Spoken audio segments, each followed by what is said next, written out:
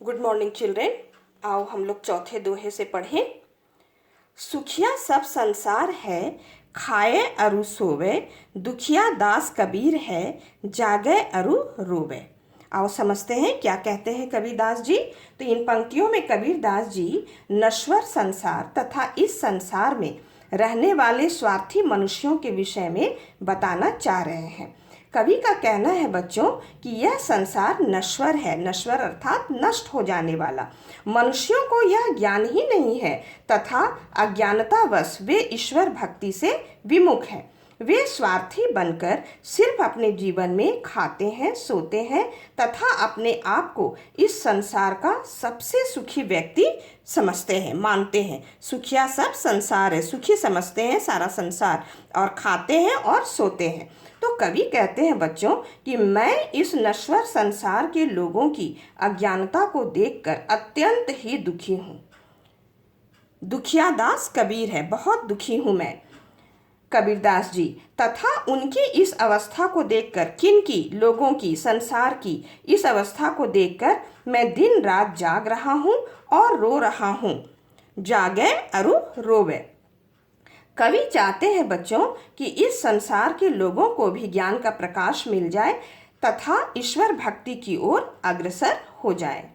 तो बच्चों यहाँ सुखिया सब संसार तथा दुखिया दास में अनुप्रास अलंकार है, और यहाँ संसार को नश्वर बताया गया है, नष्ट हो जाने वाला, तथा मनुष्य जन्म की सार्थकता भगवत प्राप्ति को बताए हैं कबीरदास जी।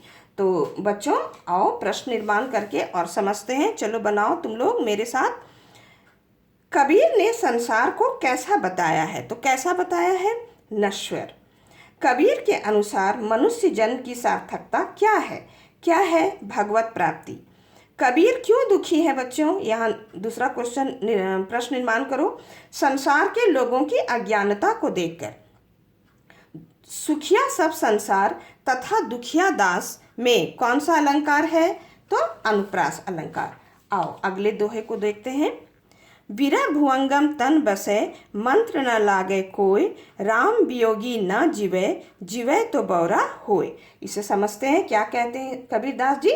तो कबीरदास जी यहाँ इस दोहे में ईश्वर भक्ति के महत्व को दर्शाना चाह रहे हैं।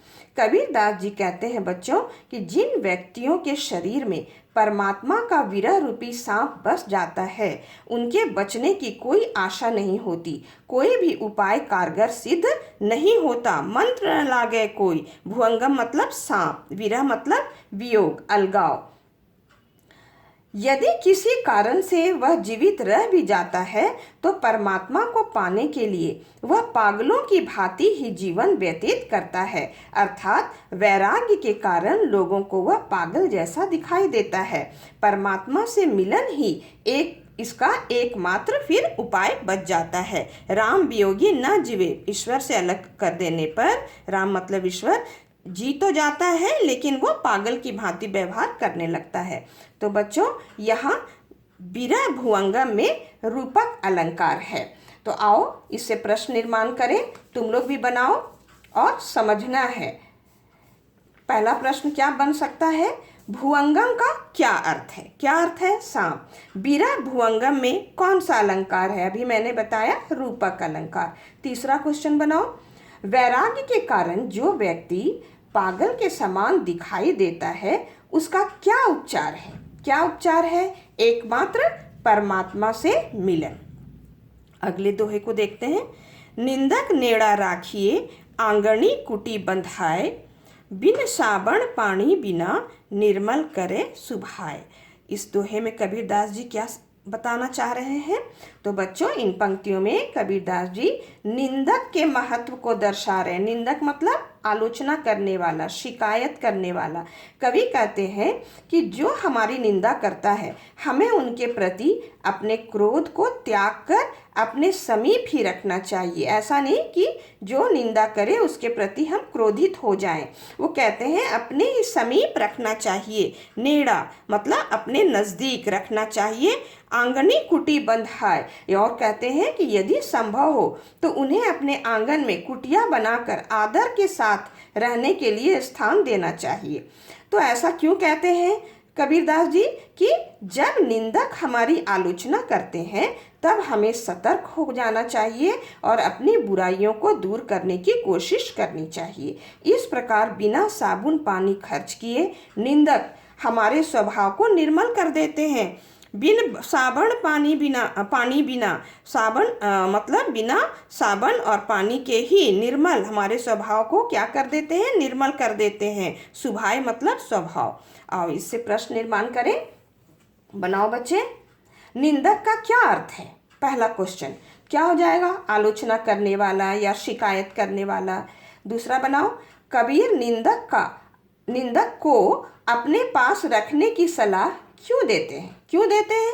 क्योंकि वे हमारे स्वभाव को क्या कर देते हैं, निर्मल कर देते हैं। और निंदक नेड़ा में कौन सा अलंकार है? तो अनुप्रास अलंकार। आओ अगले दोहे को पढ़ते हैं। पोथी पढ़ी पढ़ी जग मुआ, पंडित भया न कोय, एक अशीर पीव का, पढ़े सुपंडित होय। आओ समझे इस दोहे में कबीरदास जी क्या कहते हैं, क्या समझाना चाह रहे हैं हम लोगों को। तो इन पंक्तियों में कबीरदास जी प्रेम के महत्व को दर्शा रहे हैं।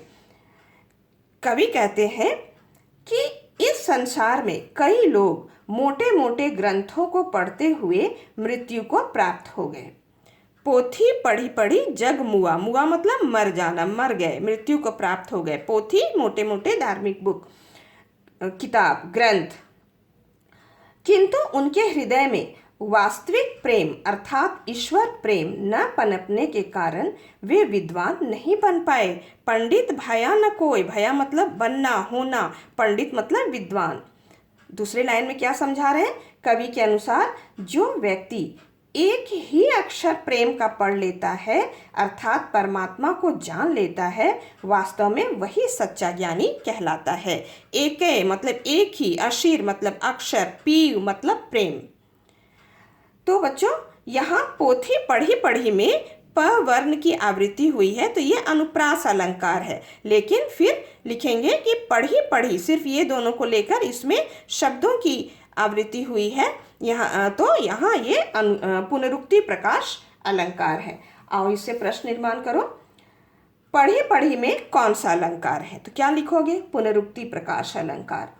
पोथी पढ़ी पढ़ी में कौन सा अलंकार है? तो अनुप्रास अलंकार, प वर्ण की आवृत्ति हुई है। यहाँ पीव का क्या अर्थ है?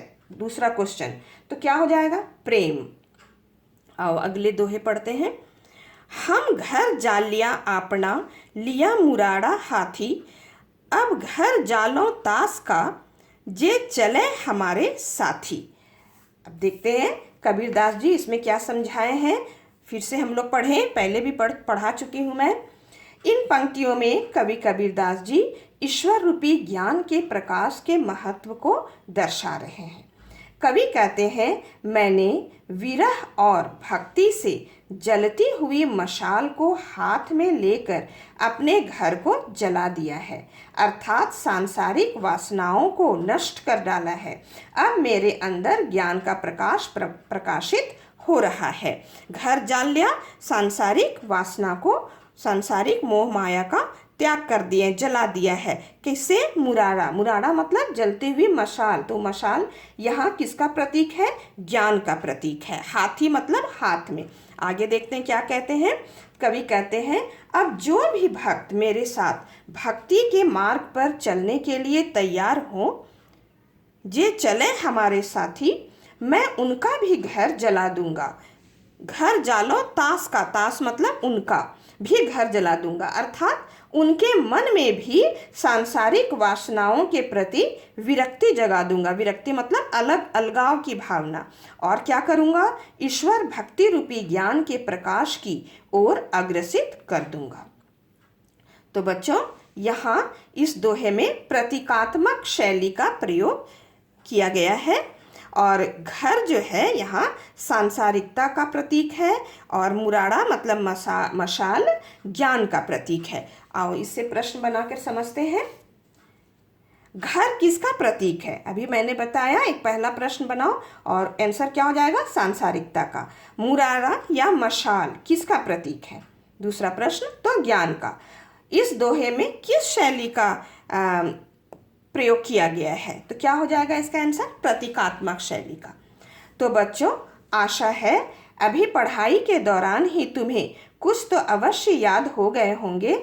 बच्चों, सबसे पहले क्रम से हर दोहे का शब्दार्थ याद करना है, फिर दोहे को क्रम से पढ़ना बच्चों, तथा मेरे द्वारा दिए गए भावार्थ को भी क्रम से पढ़ना, फिर भावार्थ से ही प्रश्न निर्माण करना, जैसा कि अभी मैंने तुम लोगों को सिखाया पढ़ाया। साथ ही प्राप्त उत्तरों को याद करते जाना बच्चों। तुम पाओगे कि तुम्हारे सारे उत्तर भावार्थ से ही मिल रहे हैं। तो बच्चों, अगली कक्षा में बिहारी के दोहे पाठ का रिवीजन हम लोग करेंगे।